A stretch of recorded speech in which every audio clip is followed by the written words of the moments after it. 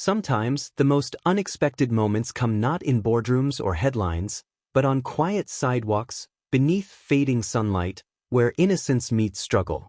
This is the story of a millionaire who built towers, closed deals, and lived above it all, until a pair of little girls selling their old toys made him stop and look down. What began as a moment of curiosity turned into a journey through memory, healing, and something even deeper, the rediscovery of love, purpose, and what it means to truly show up for someone. Before we begin, tell us in the comments, where are you watching this story from? Drop your city below, we'd love to know. Now, let's begin. The streets were quiet that afternoon. The kind of stillness that comes not from peace, but from absence, as if the world had momentarily paused. Elias Rourke wasn't supposed to be there. That part of the city, with its cracked sidewalks and fading storefronts, belonged to memories and people he had outgrown. Or so he had told himself over the years.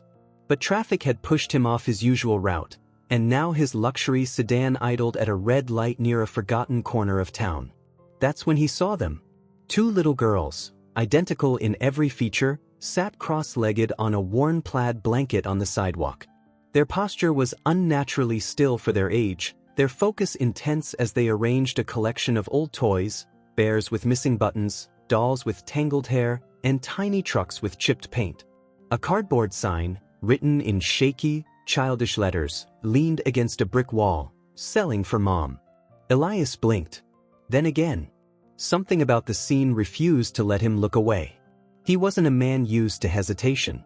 Decisions came easily to him, acquisitions, deals, partnerships. But here, at this moment, he couldn't bring himself to drive off. The light turned green. Cars behind him honked once, then again.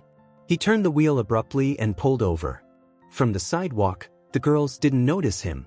They were focused, whispering to each other as they dusted off a ragged bunny and set it neatly beside a toy truck.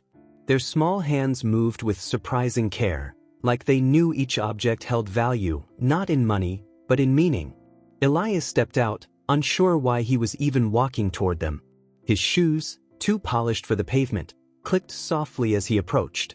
He had no plan, no reason, only a vague ache in his chest he hadn't felt in years.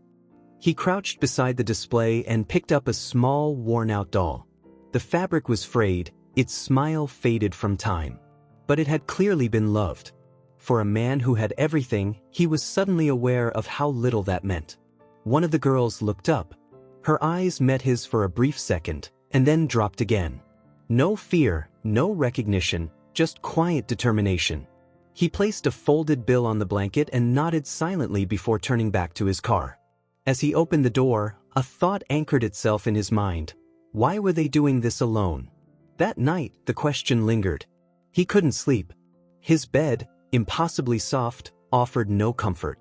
His penthouse, filled with silence and glass, felt colder than usual. He poured himself a drink, stared out across the skyline, and thought not about the next deal or upcoming merger, but about two girls selling their childhood one toy at a time. By morning, the decision had already been made. He would go back, not for the toy, not for answers, but because something had been stirred, a memory, a feeling, and it refused to fade. The next day he returned, parking discreetly at the corner.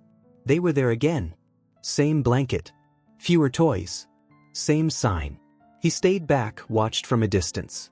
People passed, some offering coins, others just glancing and walking on. The girls remained still, polite, careful. Eventually, an older woman came by, placed something in a paper bag beside them. Food, perhaps, and left with a pat on the head. A neighbor, maybe a friend. He waited until they packed up, then quietly followed from a distance, careful not to alarm them. They turned into a narrow alley that led to a small building, 3 stories, peeling paint, rusted mailboxes. One of the girls struggled with the door. The other helped. They disappeared inside. Elias stood still, watching the building as if it might speak. The next day he returned. This time, he approached the entrance. A few steps inside revealed mailboxes with faded names. One stood out. Monroe, apartment 2B. Monroe. The name echoed. Familiar. But from where? He didn't knock. Not yet. Back in his apartment, he opened his high-end laptop, not to check stocks or news, but to search. In Monroe, he typed, narrowing by neighborhood, age, school records. And then he saw it. Leah Monroe. The girl from 10th grade who sat behind him in history. The one who wrote poetry in the margins of her notebook and refused to laugh at his jokes. He remembered her, not in detail but in feeling. A quiet crush. The kind that never grew because he had been too proud to admit it. He remembered her voice more than her face. Gentle, firm. Always speaking up when something wasn't fair. Now, decades later, she was living in a rundown apartment with twin daughters, selling toys to survive. He leaned back, the weight of realization settling in his chest. Elias Rourke had built towers. He had silenced boardrooms with his presence. But in this moment, in this unexpected connection to a past he thought he'd buried, he felt something fragile. Something real.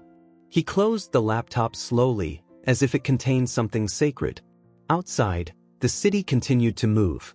But inside him, something had stopped, and something else had started. It wasn't pity.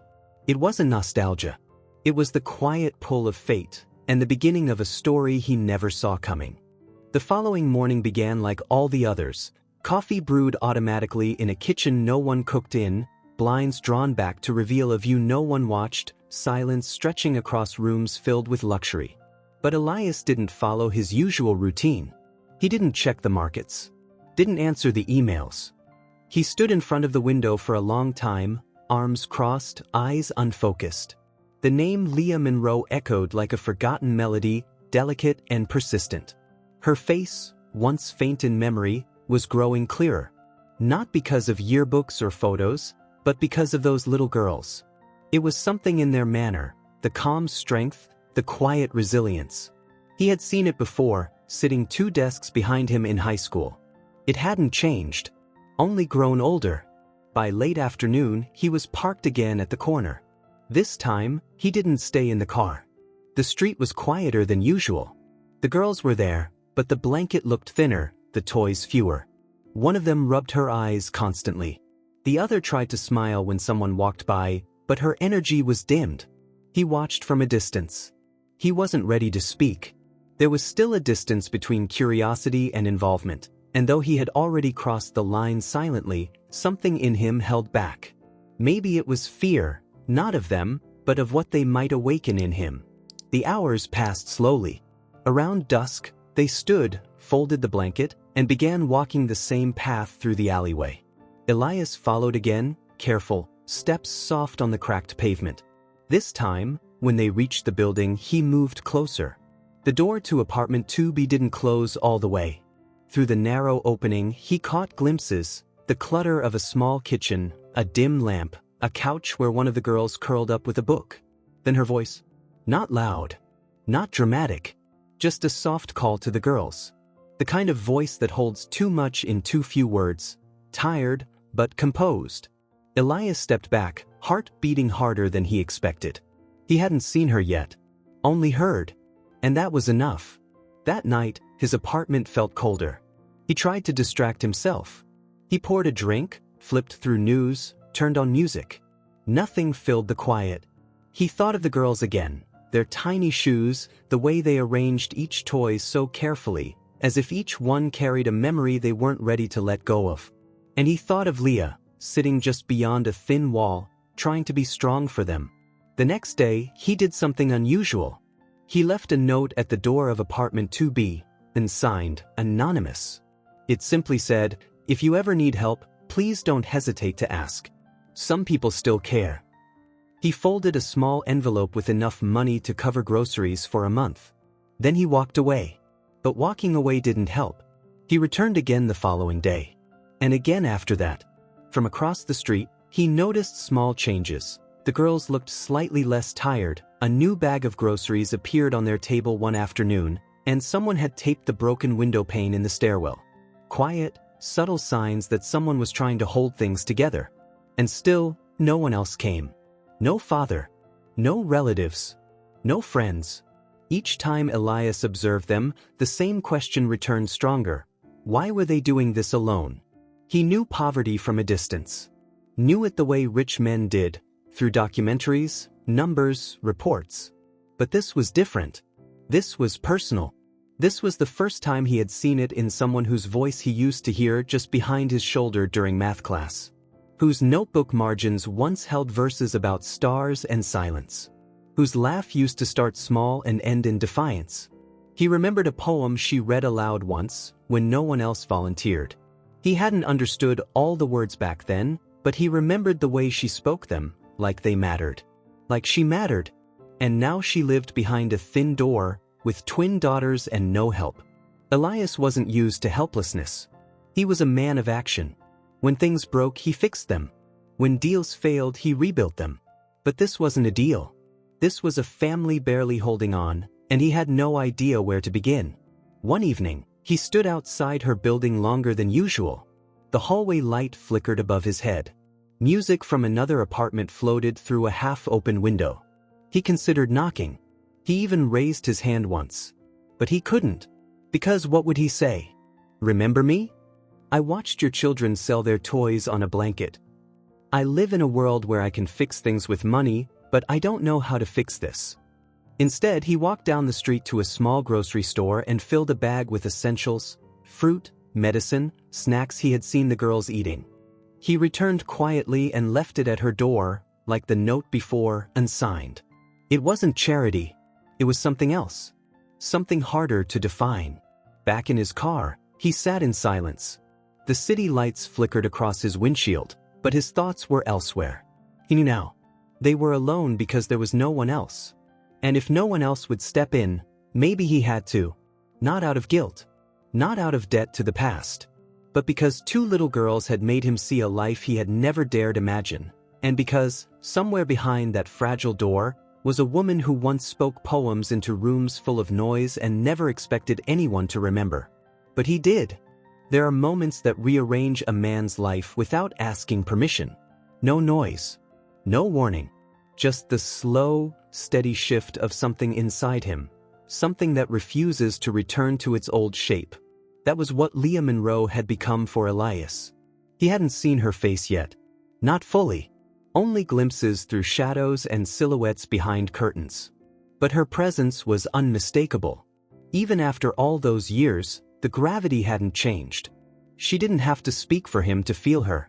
It had been over a week since he first saw the girls selling toys, and every day since he had returned to that building. Some days he left a bag. Others just waited across the street, watching as life unfolded in modest, deliberate gestures. One evening, just before sunset, he saw her. The curtain in the second-floor window shifted, and there she stood, motionless, looking out. Her figure backlit by the soft amber glow of a lamp behind her. It wasn't dramatic. No sudden music. No epiphany. Just a quiet recognition, like seeing the closing line of a story you forgot you loved. She looked tired. That kind of tired that came from more than illness. The kind that settled into your bones when you've carried too much, for too long, without complaint. Elias stared longer than he should have. But it wasn't out of pity. It was out of memory. He remembered the last time he saw her, graduation day, maybe? Or some random hallway in school. He had never said goodbye. She had never said hello. They had existed in parallel, brief overlaps of glances and passing words. And now, they existed again, on opposite sides of a broken window, separated by years and choices and everything unsaid. That night, he didn't sleep.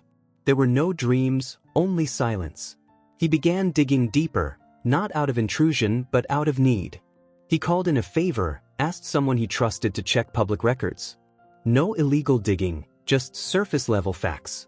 He wasn't proud of it, but he had to know. The report arrived quietly. Leah Monroe, 39, single, 2 daughters, born 3 months apart, twins. No known employer in the past 3 years. No spouse listed. Medical bills unpaid. Last known emergency room visit, 6 months ago. Diagnosis, autoimmune disorder. Ongoing symptoms. No insurance.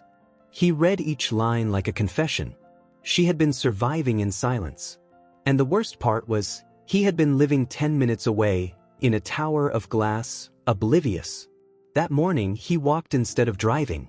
Past the coffee shop he never entered. Past the park filled with laughter he never noticed. Toward her building, where the walls leaned tired and the doors creaked from age. He stood at her doorstep again. This time, not as a stranger. But not yet as a friend. A moment passed. Then another. He didn't knock. Instead, he reached into his pocket, pulled out a small envelope, and slid it beneath the door. Inside wasn't money. Not this time. It was a simple note, written with the care of a man who didn't know what to say, only that he had to say something. I remember you. I don't know if you remember me. But I saw your daughters and I see you now. If you ever want to talk, or need anything, I'm not far. I'm not here to pity you. I'm just here. He didn't sign it. He couldn't. He walked away, slower than usual, as if hoping the door might open. It didn't. But the next day, the window curtain wasn't drawn. That small change felt monumental. Days passed. He kept his distance, but remained constant. The girls began to wave when they saw him. Just a quick flick of the hand, shy but genuine. He never approached. Never made them feel watched. But he always made sure they knew someone was looking out for them. He found a doctor. One of the best in the city. Quietly arranged a home consultation through a local clinic under the pretense of a neighborhood wellness program. All expenses covered, anonymously. The physician called him afterward. She's strong, he said. But she's exhausted. She won't ask for help. But she needs it. Elias thanked him, voice tight. He didn't know what to feel. Relief, maybe, that help was finally in motion. Or guilt, that it had taken seeing children on a sidewalk to realize how invisible someone could become. That evening he returned one more time. Stood across the street and looked up. She was in the window again. And for the first time, she looked directly at him. Not long. Just a second. But long enough. She didn't smile. She didn't frown. But there was something in her gaze. A question, a recognition, maybe even a memory. She closed the curtain slowly, but not fully. A small gap remained. Enough. Elias walked home with a strange stillness in his chest. It wasn't closure. It was an opening. He didn't know where this path led. Only that he had taken the first real step. And for a man who had spent his life behind walls and contracts, that one look from Leah Monroe felt more binding than any signature he had ever made. The days that followed weren't defined by grand gestures or dramatic changes. They were made of silence, glances, small signs. And for Elias, that was new. He was used to movement, deals closed in minutes, problems solved with signatures, people bought with favors. But this was different. This was a life he couldn't rearrange with influence. This was Leah. And Leah was still a closed door. The girls continued to appear in front of the building, but they no longer sold their toys. Instead, they sat on the same old blanket, sometimes playing quietly, sometimes reading from books too worn to hold their shape. They still looked tired, but there was a new steadiness in their rhythm, as if the weight on their tiny shoulders had eased just enough to breathe. Elias watched from a distance, never crossing a boundary. It wasn't time. Not yet. The doctor had continued his visits. The reports were cautiously optimistic. The condition was difficult, but manageable with proper treatment. Rest was crucial. Medication, consistent care. Leah didn't ask questions. She accepted the help with quiet dignity, never wondering too loudly where it came from.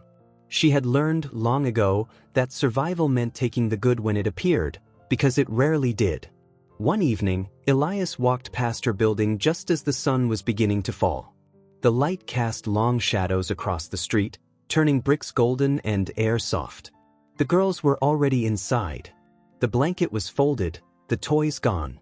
He paused beneath the window. He didn't expect to see her. But she was there. This time, not behind a curtain. Not partially hidden. She was leaning slightly out the window, elbows resting on the sill, staring into the horizon like she was trying to remember something she hadn't felt in a long time.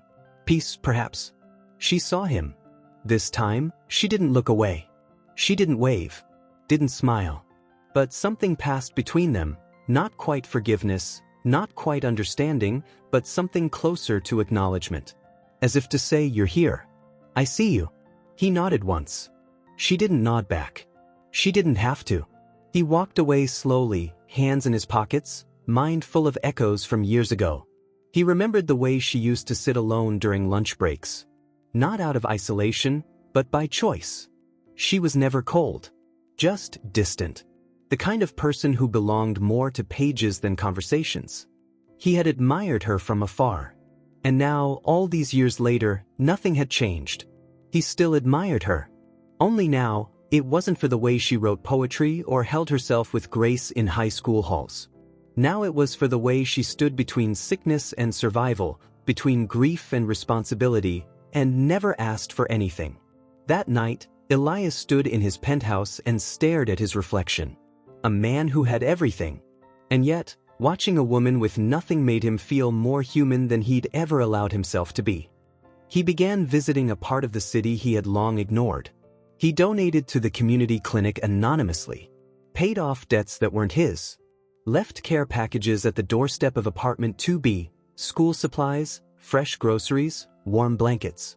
Always unsigned, always silent. He told no one, because some acts weren't for legacy. They were for healing, but not hers. For all his wealth, Elias had lived a life untouched by intimacy. People came to him for deals, advice, power. No one had ever come to him simply for comfort. No one had ever needed him. And until now, he didn't realize how deeply he had wanted that. One Sunday afternoon, as he passed the building, he saw something he didn't expect. The door to 2B was open. The girls were sitting just inside the threshold, drawing on pieces of cardboard with broken crayons. Their legs swung back and forth, humming some quiet tune only they understood. Leah stood behind them, holding a cup of tea. She wasn't looking at him. She was looking at her daughters. And for a brief moment, Elias saw the fullness of her. A woman who had endured pain in silence. Who had given everything without expecting anything in return. Who had raised 2 children with a kind of quiet love that demanded no recognition. And now, slowly, was beginning to allow life back in. He didn't approach. He simply stood there, unnoticed, and watched them. Not like a stranger anymore, but not yet like family. He left a small note on the stoop as he turned to go. This time, it was more personal. I was once just a boy who admired a girl who wrote in the corners of her books. I never said a word. I thought she'd never remember me. But I remembered her every time I wondered what real strength looked like. He didn't wait for a reply. He didn't expect one. But that evening, as he passed the building once more, the note was gone. And the curtain in the window was open wide. That was all the answer he needed. Sometimes, the act of giving has nothing to do with generosity. It's not about abundance or charity or pride. Sometimes, it's about returning something you didn't know you owed to someone who never asked for it. That's what it became for Elias. This wasn't about guilt. It wasn't about being the hero. It was about her. And it was about them, those 2 quiet girls with lives far heavier than they should have been allowed to carry. Weeks passed. The seasons began to shift. The crisp edge of autumn softened into winter's breath, and with it came slower mornings, shorter days. The girls no longer sat outside on the sidewalk. The blanket, now folded and stored, had done its part. Their time on the curb was over. Inside, their home was still modest. Still small. But warmer now. Stronger. Elias had seen to it, quietly, intentionally, and without ever walking through the front door. The refrigerator had food. The cabinets were full. Leah had proper medical care. The girls had coats, new school supplies, and a growing sense of stability. There was no announcement. No sudden reveal. Just presence. Consistency. A hand held out, not for applause, but simply because it was right. Still, Elias hadn't spoken to her. Not directly. Their only exchanges had been through paper, small notes, fragments of memory, truth tucked into envelopes. She had read them. He knew that. But she had never replied. At least, not in writing. She replied in other ways. She left a book outside her door one afternoon, old, dog-eared, spine broken from rereading. Inside was a note. Found this again. Thought you'd remember. It was the same book she used to carry in high school. The one he once borrowed for a weekend and returned with a shy thank you. He had forgotten the title, but never the way her handwriting curled around the margins. He read it again that night, cover to cover, and when he finished, he wept. Not because of the story, but because it was the first time in years that someone had handed him something personal, something small, something real. It was the first thing he hadn't paid for in a long time. From that moment on, the silence between them became softer. Not awkward, not broken, just spacious. Like the silence between two people who knew they were walking slowly toward something important, and that rushing it would only make it disappear. One morning, the clinic called. Leah's results were in. The treatment was working. She was getting stronger.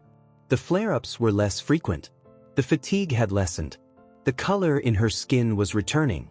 And though she still moved carefully, her posture had changed. Less guarded, more grounded. The doctor, unaware of Elias's full connection to the case, mentioned how remarkable her recovery was, not just medically, but emotionally. "She's different now," he said. "Like she knows someone is rooting for her, and that changed something fundamental." Elias didn't answer. He just closed his eyes and let the words settle. It had never occurred to him that presence alone could heal. Later that week, he returned to the building. It had snowed lightly the night before. The city looked softer, like it had been forgiven for its noise and concrete. Children's footprints dotted the sidewalk, weaving tiny stories between mailboxes and doorsteps. As he approached apartment 2B, he noticed something new. The door was ajar. Not broken. Not forgotten. Open. For the first time, he stepped inside. The apartment was quiet. Lived in. The smell of something warm lingered in the air. Tea, cinnamon, maybe old wood and winter dust. The girls were on the floor, drawing with quiet focus. Leah was in the kitchen, back turned, rinsing dishes in the small sink. She didn't flinch when she saw him. She didn't ask why he was there.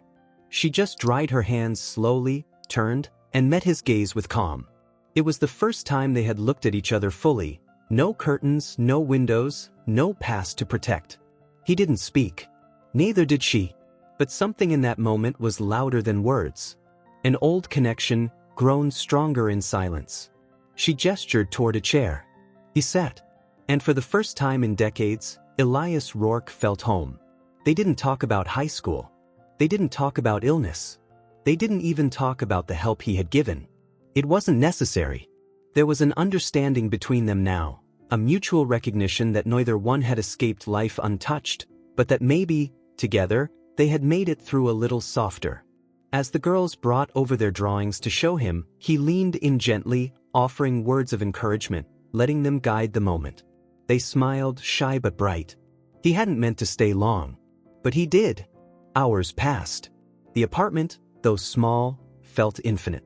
At one point, Leah brought over a second cup of tea and placed it on the table beside him.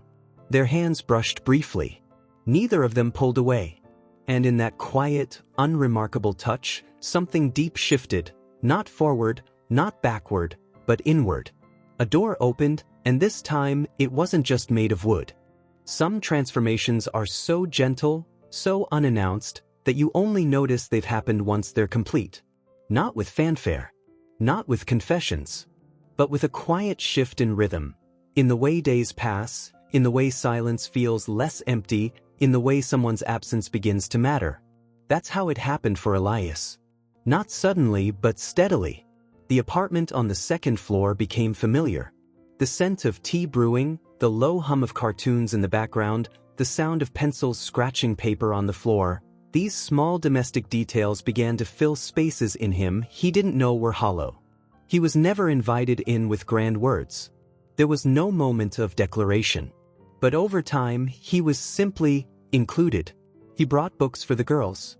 Not the loud plastic kind, but the ones that whispered stories before sleep. He fixed a loose hinge on the front door one afternoon without being asked. He showed up with a small heater the day the old one gave out. And one night, when one of the girls had a fever, Leah called him. She didn't say much. Just his name. And that was enough. He arrived in minutes. Held the child's hand while Leah cooled her forehead with damp cloths. He stayed until the fever broke. Then he stayed longer. Just in case. The world outside didn't notice the change. The skyline still glittered. His name still echoed in boardrooms. His assistants still managed calendars and meetings. But something had shifted in him, something no one could schedule or delegate. He was present. And it mattered. There was a Sunday morning, cloudless, still, when he woke not in his penthouse, but on Leah's couch. One of the girls had curled up beside him sometime during the night, small head resting on his arm. Leah stood in the doorway, arms crossed, watching him with quiet amusement. He didn't apologize. She didn't interrupt. They just smiled. Later that morning, they had breakfast together. All four of them. Toast, eggs. Simple. Perfect. Elias couldn't remember the last time he had eaten without checking emails between bites. But here, there were no distractions. Just warmth. And light. And laughter. Yes, laughter. Leah laughed differently now. Not as armor, but as ease. As music. It startled him the first time. That sound, the same one he used to hear across classrooms when someone said something clever. Back then, he had wished he could be the one to cause it. Now he was. They began to build something new. Something real. Not romantic at first. That wasn't the foundation. It was respect. Shared strength. The slow unwinding of walls neither of them had known how to lower. But feelings came anyway. In glances. In touches. In moments when one of them would start to speak and the other would already know what was about to be said. There was a night, late, rainy, when they stood by the window together. The girls were asleep. The room was dim. Leah handed him a cup of tea. Their fingers touched. She didn't look away. He didn't pull back. It wasn't dramatic. It wasn't rushed. But it was real. And it was enough. Weeks turned into months. The apartment grew brighter. The girls thrived. Leah's strength returned slowly, but surely. She began volunteering at the local clinic that had once treated her, helping other women navigate systems designed to forget them. She didn't speak of what she'd been through. She didn't need to. She showed up. That was enough. Elias kept his penthouse. But he rarely slept there. The tall ceilings and marble floors had lost their appeal. The silence there wasn't peaceful anymore. It was empty. He preferred the sound of crayons on cardboard, the smell of rice cooking, the feel of worn couch cushions under his back while two small heads rested on either side of him, telling stories that made no sense but mattered more than any deal he'd ever signed. One afternoon, while walking back from the park, one of the girls slipped her hand into his. No warning. No question. Just trust. He squeezed gently. Didn't let go. The word family was never spoken. But it lived in the air now, in every shared meal, every bedtime story, every silent look between him and Leah when the girls fell asleep mid-sentence. He had loved before, or thought he had. But this was different. This was love that asked nothing, demanded nothing, but gave everything. Love that arrived through service, through time, through presence. And one evening, as Leah leaned her head against his shoulder on the worn-out couch, he realized he had never felt more complete. He had spent his life searching for meaning in contracts and construction and control. But it had taken two little girls, a folding blanket, and the quiet strength of a woman he once barely knew to show him what truly mattered. And now, he was no longer a man who watched from windows. He was home. Thank you for sharing this story with us. If something in this journey moved you, if it made you pause, reflect, or feel something stir quietly inside, we invite you to subscribe. We tell stories like this to remind each other of the invisible threads that still connect us. And now, we'd love to hear from you. What part of this story touched you the most? Scroll down and tell us in the comments. Your voice matters here. We'll see you in the next one. Until then, take care of what truly matters.